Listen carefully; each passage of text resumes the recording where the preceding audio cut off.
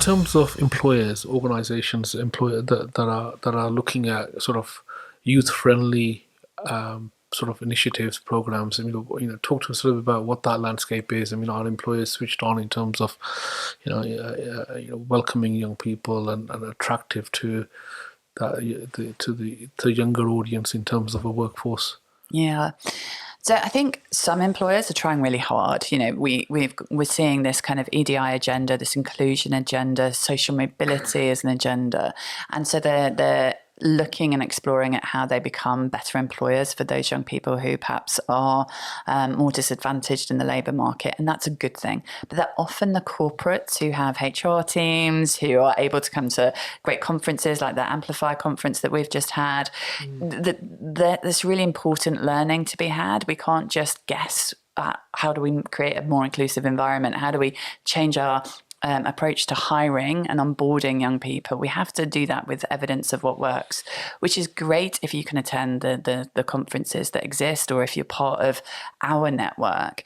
But where I think we've got much, much more work to do is with the medium enterprises who don't have that luxury, who don't have that HR support or a team on early careers. We have to really help those organisations better understand.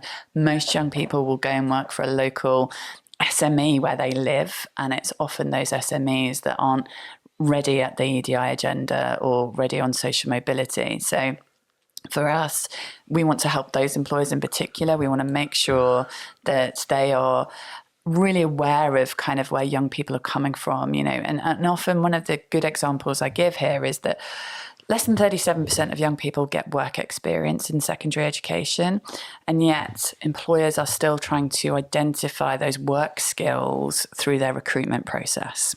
So they're not offering work experience, but they're expecting candidates to come with work experience, right? So they're asking interview questions like, give me an example where you've dealt with a customer, or tell me a time when you've had, you had to use your problem-solving skills, and they're looking for work-based answers. And those young people, like my kids who are privileged, will be able to answer those questions with good examples because I've trained it in them.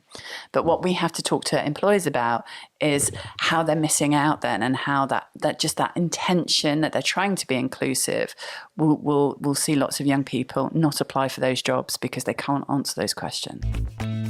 Canny Conversation Podcast Series 5 by Safaraz Ali.